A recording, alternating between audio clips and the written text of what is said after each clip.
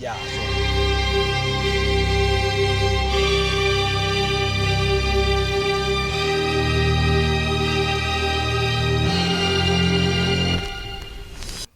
Men's Corner, Lapa's Corner. Welcome back, guys. 2025. We're here. We're breathing. We are alive. And I'm glad to see you liking, sharing, and subscribing. And don't forget to click on that notification bell so that you get the news there and there. Today, we're going to chat about, mindset. Why don't men look at the mindset? I mean, we don't take care of each other most of the time, ourselves and our well-being. I mean, let me take this story where I went to the gym. I mean, let me start there. And I don't commonly speak with people that much. I just go and do my own stuff. I realized this gentleman in the locker room sitting down and staring at the locker. And I'm like, wow, you're in deep thoughts, eh? Are you okay?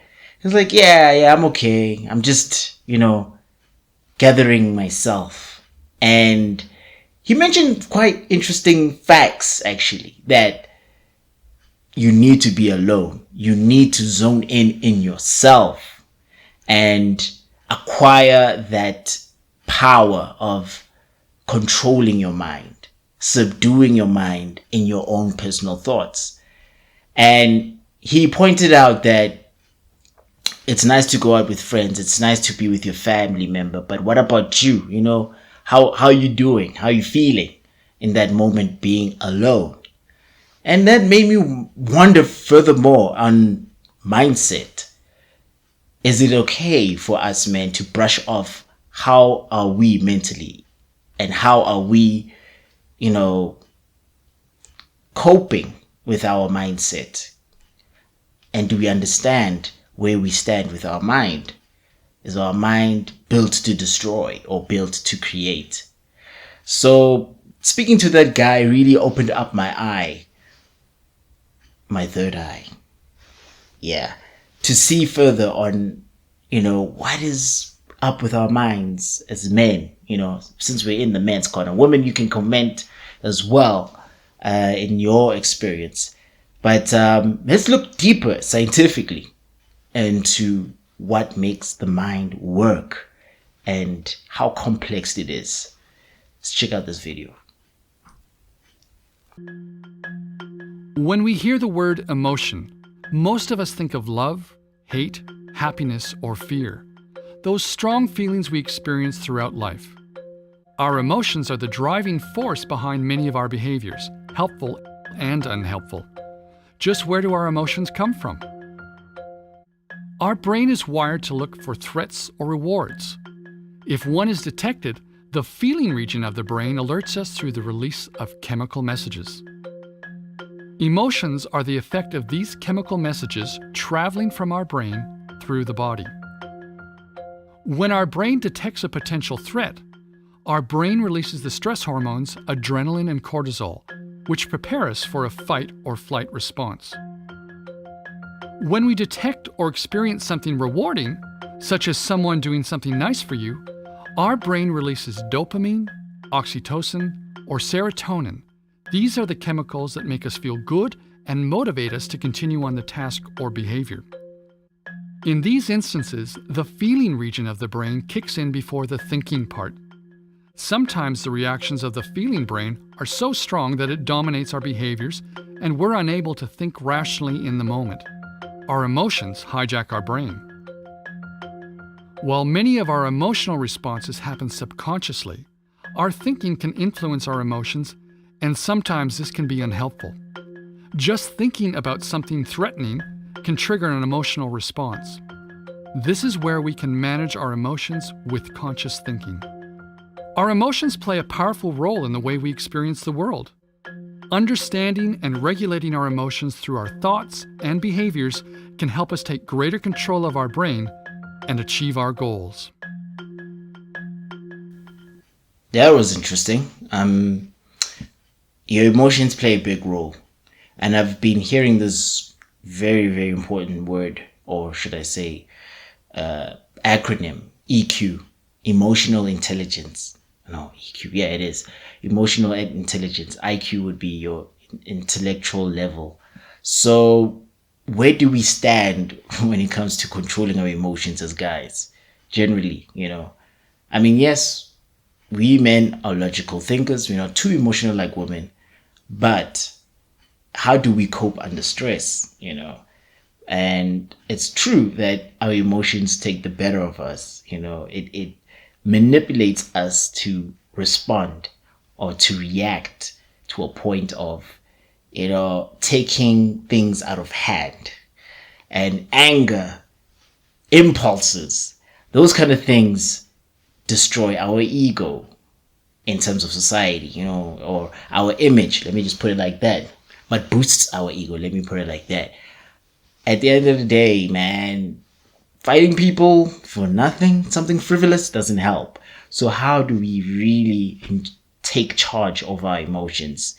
And also planning ahead, man. Like, how do we go about to jump over these emotions? Like, procrastinating is one of them. And I've been going through the loops and hoops of procrastination. I don't know about you guys, but we all go through it. And we postpone things for nothing. And emotionally, you want to just take care of yourself, feel good, or tell yourself that it's too much of a task, it's not going to be easy. We forget that, you're missing out on something great when you do not start doing the work. And our emotions take the better of us. And as you can hear from the video, I mean, it hijacks how our mind has to work. Flight or fight kind of situation. But let's look at the scientific way. I don't want to be sitting here and just go in a philosophical way, but let's go deeper. How complex the mind is and how important we should understand its function. This is the right hemisphere of a human brain, one of hundreds of brains donated for medical research in the UK every year to one of 10 brain banks. Now, if I pick it up, intact, the human brain weighs around 3 pounds or 1.5 kilos. It makes up just 2% of the body's weight and yet consumes 20% of the body's energy. How about that? It contains 100 billion nerve cells or neurons. Each neuron has 10,000 connections, making a brain network of 1,000 trillion connections. Now that's more complex than any supercomputer, and yet the brain has an electrical output of just 20 watts, enough to power a very dim light bulb. You can see just how delicate and fragile it is. I'll just point out a couple of features. This is the frontal lobe, the command and control center of the brain, while this projection down here is the temporal lobe, involved in language, emotion, and memory. The brain is a masterpiece of evolution and biology, and yet despite all our scientific knowledge, there's still a huge amount we don't know about how the brain works and why it sometimes goes wrong. Listen to that. The last statement. Sometimes goes wrong. Why? It's amazing that our mind is a super duper computer, and yet the carrier of the mind can do super duper stupid stuff. And why do we have that constant issue? I like his statement. It goes wrong. Something goes wrong. But how do we hold ourselves accountable with a powerful system? Like, this is the biggest, most important tool in your body. Without this, man, you would not even be who you are today, because it has to cope in working out your heart rate, having your neurons and your network fire up in every movement that you use. Your autonomy is amazing. It's a whole world inside you if you start to go deeper into the microscope.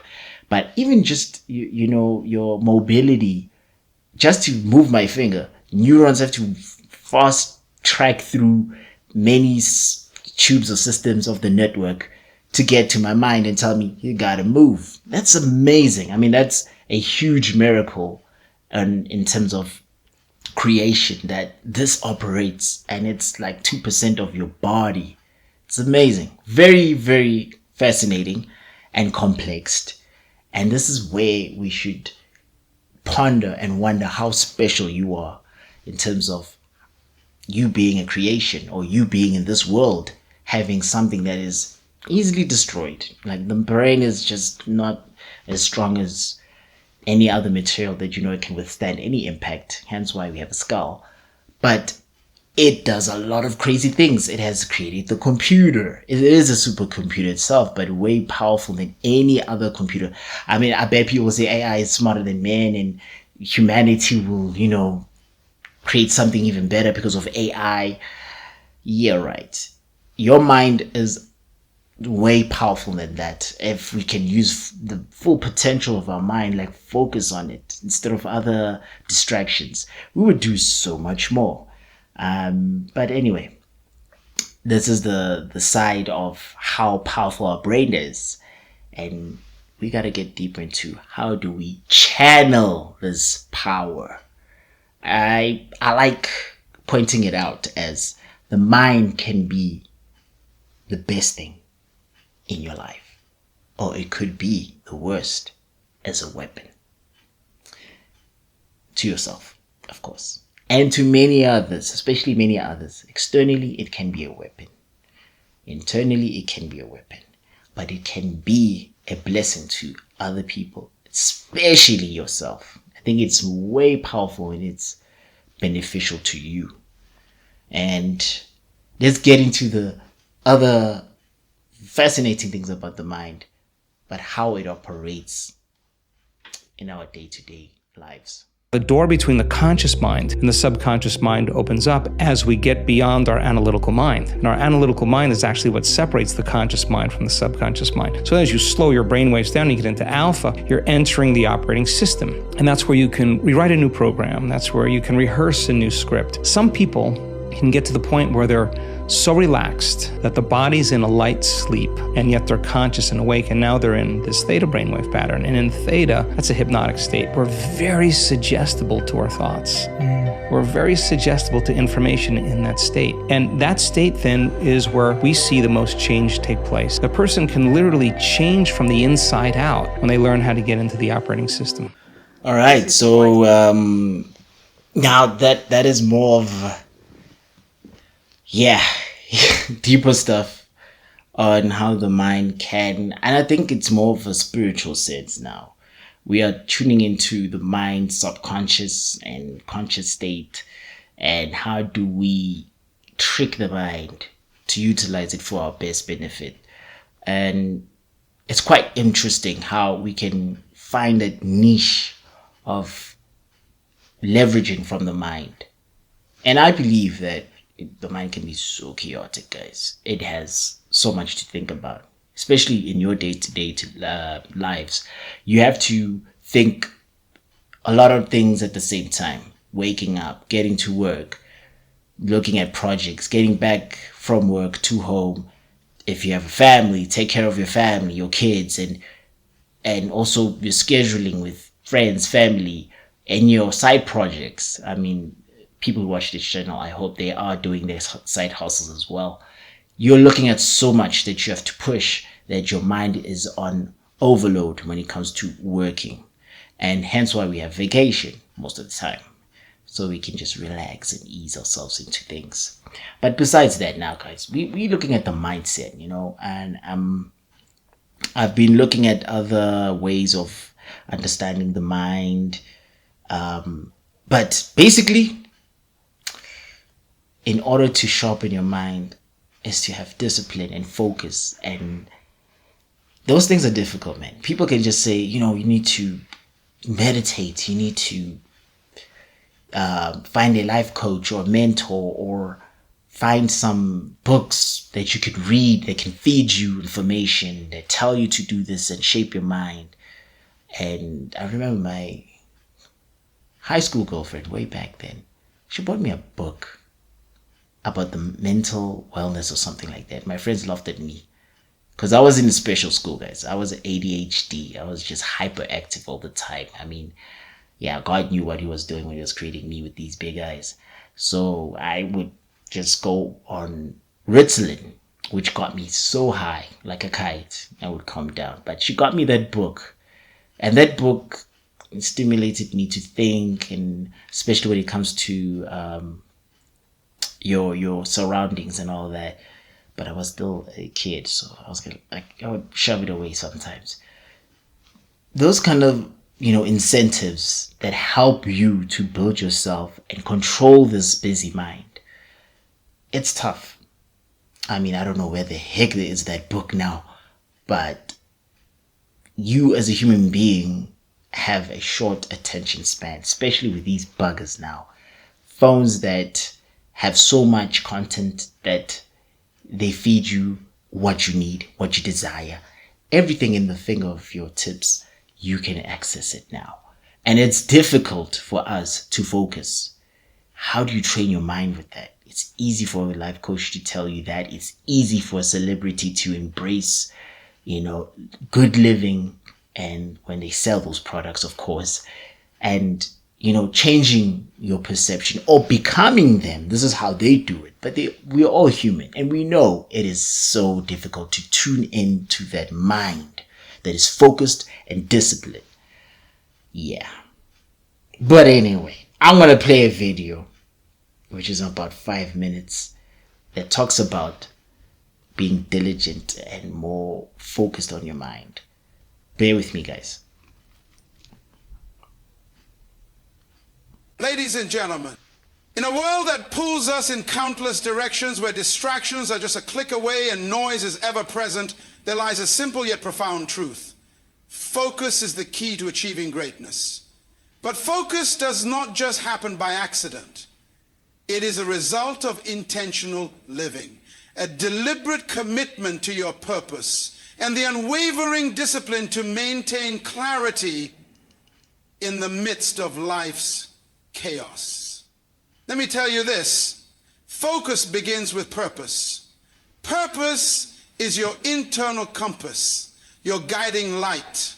When you know your why, distractions become irrelevant. Your purpose becomes your shield, protecting you from every force that would attempt to divert your attention. If you do not know where you're going, how can you expect to stay on track? Purpose gives direction, and focus fuels the journey. But purpose alone is not enough. Discipline is the foundation. Discipline is the muscle that keeps you moving when the road gets tough. It's easy to say you want to achieve something, but it's the discipline to stay the course, day after day, that will carry you through. Focus is a muscle that gets stronger with practice. The more disciplined you are, the sharper your focus becomes. We live in a world where we are constantly bombarded by distractions, messages, notifications, demands from others. Each one is a potential thief of your attention. Guard your mind, protect it fiercely from the things that seek to weaken your resolve. You must be intentional about what you allow in. For what enters your mind will eventually determine your actions. Now, let's talk about the cost of distraction. Sorry guys, I gotta pause there. It's 2 minutes in, so we've got 3 minutes left with this video. It's long. I'll get to the point where I explain. When he mentions it's your intention, well, it is your responsibility to see or to filter out what comes into your mind, what distracts you. Me being the yes guy, it is the worst thing you can do for yourself. If you want to progress, it's the worst thing you can do for yourself. You must learn to say no. And someone said that to me at high school. I mean at varsity. Hangman, if you're watching my podcast, thank you. You must learn to say no. No doesn't mean that you are rejecting people harshly. Doesn't mean that you hate them. Doesn't mean that you are just a bully. No. Yeah, I'm using no right now. No, you're not. You are focusing on your path and what you need to do and putting more time to yourself than others, because when you give it all to others, they'll leave you like that and then you'll be stuck in the mud. And it's sad. Good guys finish last. But I'm not particularly going to stick by that notion because, you know what? If it's your nature to be good, it's fine. You'll reap rewards. It'll take time, but you'll get the rewards later. But you'll learn to say no. And it's good because your time is more important than any other person's time. Of course, your family, your friends, they'll be there, but you need to develop yourself, and that is important time in your life that you have to focus on. Let us commence. Distractions are costly, not just in terms of time, but in lost opportunities and momentum. The price you pay for losing focus is far greater than you can imagine. Every moment you allow your mind to wander from your purpose is a moment you'll never get back. Focus, on the other hand, is an investment in your future. Every minute spent focusing on what matters is a building block for your destiny. Clarity is the partner of focus. When your vision is clear, distractions lose their power over you. You will know exactly where you need to go, and your steps will be deliberate. It's like having a clear map. Without it, you'll be wandering aimlessly. But with it, every turn you make brings you closer to your destination. One of the most practical ways to stay focused is to set clear, actionable goals. Focus thrives on specificity. Break your dreams into smaller, manageable tasks. When you focus on one task at a time, you prevent overwhelm and ensure steady progress. Focus on the task, not the outcome, and the results will follow. Let's talk about consistency. Focus is not a fleeting burst of energy. It's a habit, a daily practice. The results you seek will come from consistent effort, not occasional bursts of intensity. It's the small, steady actions taken every single day that compound to produce extraordinary results. Focus requires repetition, doing the right things over and over again until the goal is achieved. But no journey is without obstacles. There will be moments when the road seems steep and the challenges seem insurmountable. But overcoming obstacles is part of the process. Focus doesn't mean an easy path. It means a relentless determination to stay on course despite the hurdles.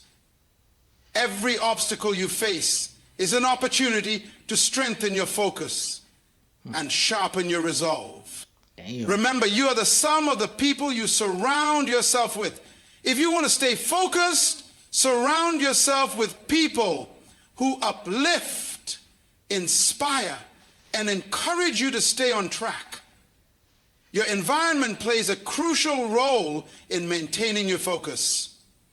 Choose wisely whom you give access to your time and energy. Celebrate the small wins along the way. Focus is about progress, not perfection. Every small victory, no matter how insignificant it may seem, is a step toward your greater goal. Celebrate these moments, for they will fuel your journey and remind you that your efforts are not in vain. I'll end there, guys. Wow. This is Miles Monroe. He's a pastor. And I listen to him most of the time, actually. Now I'm starting to build my life through his teachings. He literally gives you how-to lessons or a book for dummies kind of thing to life, and how to mitigate issues or try to survive and have the best outcome out of your life. And I love the statement that, you know what, your time is precious and you should look at who you invite. It's very important. Who do you invite into your life that will contribute or, you know, never contribute, but take more and more from your time and effort into away from your life, actually. So we now know, okay, we can put it as discipline, focus, and time management are the aspects of this video. It is long. It is super long. Miles Monroe is the person that can talk. It's an hour long, actually. But I wanted to grab onto those few 5 minutes so that you understand that this is how we can deal with this mind that is so powerful, wonderful, and can be destructive, can be helpful. How do we use it to be helpful? Those kind of principles. We have to have discipline, we have to have focus, we have to have a purpose, we have to have time management on it. And it's no joke. It is difficult. Trust you me. But funny enough, this story began with Jim in the locker room with a fellow man who, I think he was Turkish or, I don't know, Turkish or Muslim, somewhere there, or Portuguese, you know, nowadays guys, entry to having discipline. And my story when going to the gym for the first time, I remember it was at school, again school, and I couldn't even pick up a bar, bruv. Just a bar. I think it was 20 kg. Okay, I digress. It's fine. I was still like skinny. I knew that I had to lift up more, and my inspiration was a beautiful girl in the corner, again, high school, and she looked at me and she's like, okay, I think she was looking at me and saying, hey, you look good though. And I was like picking up the bar, I'm like, yeah, I look good. And then it was more of like a battle, and I was like, oh crap, I'm suffering here. And that was my inspiration from there on. I gotta work hard to look good for these ladies. But more than that, it transformed into something of a goal, of a lifestyle. Actually, it was a goal to a lifestyle, to a point of focus, discipline, purpose, and having time management. I always go to the gym, whether it's once a week, but I always go to the gym. Whether it's within a past 6 months, I'll always get back to the gym. And I love that Miles Monroe has mentioned one thing that is very important, which is consistency. Get back to that zone of working on your task. Get back into that zone of getting into the motion. We've got muscle memory for a good example that helps us to get back into the same rhythm. And if you do your task bit by bit, you get to execute your goal. So, looking at exercising, did you know that exercising can improve your mind as well? Let's watch this video. I'm just gonna go in between. You might think. Let's see. Yeah, there we go. I'll leave these links in the description below so that you guys can watch them further for your interest. Take a look at my you are happy with getting the snippets of what I'm saying, but I encourage you to go and watch these videos. They're very important to maximize your mind, guys. Let's do that. Let's make 2025 that kind of culture where we maximize our mind. So just wait. Now let's look at strength training, which historically has been underappreciated for its brain benefits. Strength training includes any exercise that uses resistance to build muscle strength, whether that's lifting weights, using resistance bands, or doing body weight exercises like push-ups and squats. Unlike cardio, which focuses on endurance, strength training is about short bursts of intense effort. What makes strength training unique is its impact on certain growth hormones in your brain, particularly IGF-1, which stands for insulin-like growth factor 1. While cardio primarily boosts brain-derived neurotropic factor, or BDNF, strength training triggers a cascade of growth factors and testosterone that support brain cell survival and enhance your brain's ability to form new connections called synaptic plasticity. It can also help regulate cortisol levels, potentially reducing the negative effects of stress on the brain. Here's another interesting point. Strength training appears to be especially effective at reducing inflammation in the brain. Research in the Journal of Applied Physiology demonstrated that regular resistance exercise significantly decreases key inflammatory markers like C-reactive protein and TNF-alpha. This reduction in inflammation may help protect against depression, anxiety, and cognitive decline. As you probably know from previous videos where I've talked about this, chronic inflammation has been linked to these conditions. Strength training shows promising benefits for executive function, which is your ability to plan, focus, and switch between tasks. A 2020 systematic review in the British Journal of Sports Medicine found that resistance exercise training improved multiple aspects of cognitive function in older adults, with strong effects on executive function and memory. So, which type of exercise is better for your brain? Let's look at 3 different situations. For immediate mood enhancement. From this, I'm happy that I'm still at the gym doing strength training, actually, because I thought cardio was the best to open up your mind. You breathe more. Cardiovascular exercises help your heart race much more faster, and you sweat more.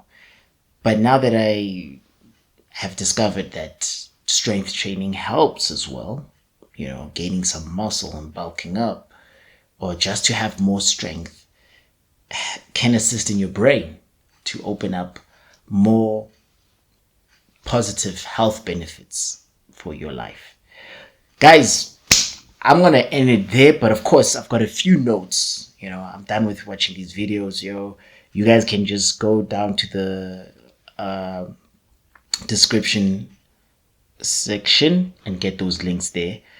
This was from Dr. Tracy Marks.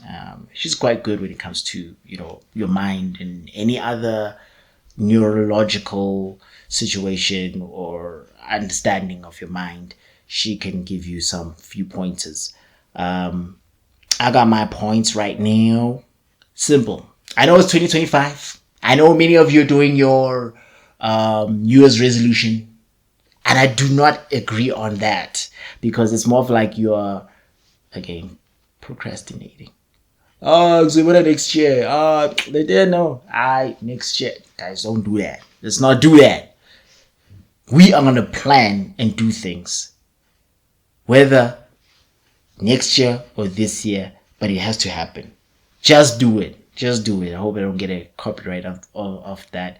But set a calendar. That's point number 1. Set the task on your calendar. I've got a calendar on my wall, and I even have it on my desk at work. I'm privileged enough, and God bless, thank you, I got that on my desk that I can just make notes, and even on the phone. I like writing things down so I can get to see it.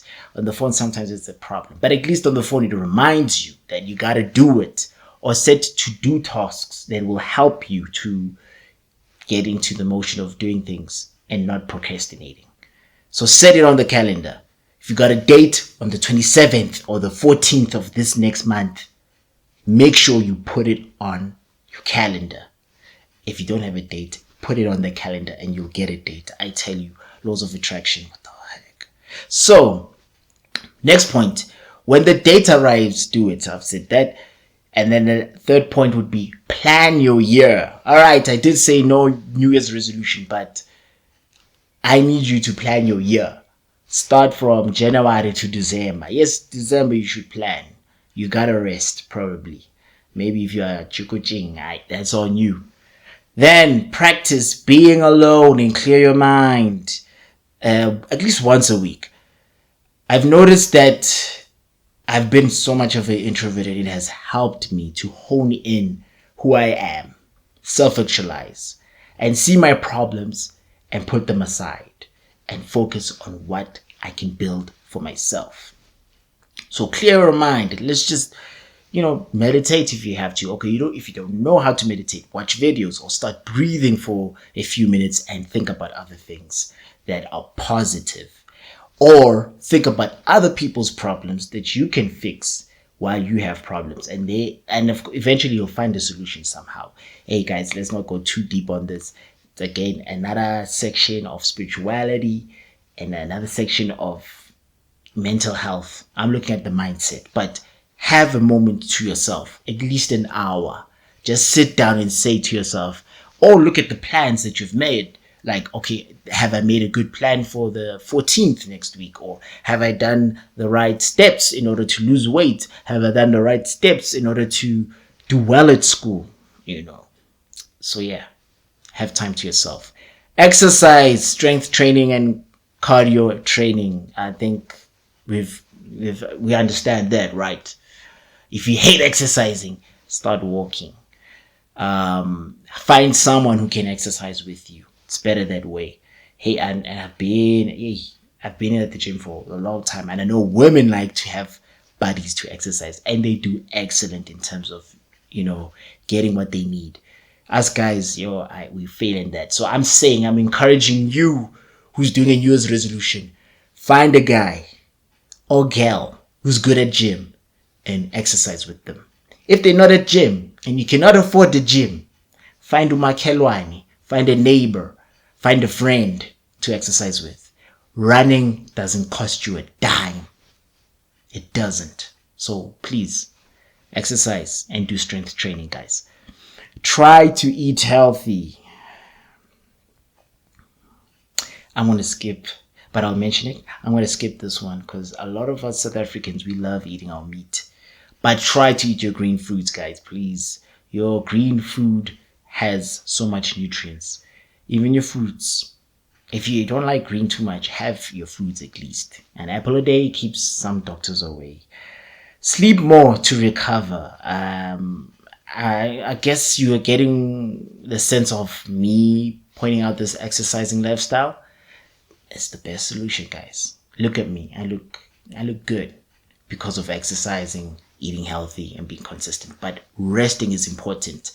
If you don't rest, you don't recover as you should. Your body needs to, of course, update itself and make sure that you operate optimally. But yeah, if you don't recover, you will have setbacks. Other than that, guys, I'm glad to be back and speaking to you personally on our one-on-one sessions. There'll be more of them like this so that we can continue to grow together as brothers in arms and build a better place. A healthy mind is a healthy person in society.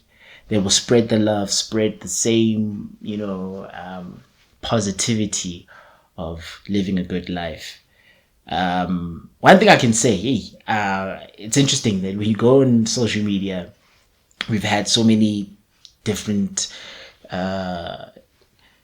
we've had different movies. I think we're on a sequel or a trilogy or more than that now. Probably it's a franchise of things in South Africa. And I've noticed people going through so much stress, We've got Mozambique issues with their country and them having also a hard time to adjust. Economy issues. We've got, what else? I saw on Black Twitter last time, there's this feud of Nigerians and South Africans, and we've got GBV on the corner. We've got, drugs is always a thing, but it's also a big situation. Kidnappings. We've got men killing women and kids. We had this puzzle shop situation. Damn, how do we recover from that? And there's a lot. I mean, okay, let's look at internationally. We had fires at LA, or was it Florida? I'm not sure. It was Florida with the flooding last year. Then we had these fires close to Hollywood. Then what else? Yeah, we got wars going on. There's a lot that's going on in life, and when you get to see social media, how negative people are, how people fight each other, it's draining. So I believe that if you are constantly on social media looking at those things, your mind is clustered and it needs to distress. So please take my advice with all that has been viewed today and all that has been talked about today, please take that opportunity to spoil yourself and focus. Be diligent, be disciplined, have time management, have consistency, and, you know, achieve a goal at least. Have a 2 months goal, yeah, or a week goal. At least that will show you that you can do it, guys. Little by little, we're building this mansion or this fortress that we want to achieve and live and have a great life and seeing this legacy come into a reality. But other than that, I'm glad to have you back, guys. Let's just make sure that we have this conversation. My question is to you in the comment section. What are you planning to do to control your mind and achieve it? Simple as that. What are you planning to do? And if it's something that good, let me know. If it's that bad, let me know. We can help each other. But at the end of the day, man, Ikasa Sukasa, you know? And we're all together here, birds of a feather. Men's Corner, Lapis Corner. Catch you in the next video. Don't forget to like, subscribe, and share. Your mind needs to do that now. You must focus on liking, subscribing, and sharing, and then hitting that notification button, and then commenting on this video, and then sharing it. Because we might be saving another life out there. Who knows? But bye, donkey. Thank you so much. Arigato. Never mind. Bye-bye.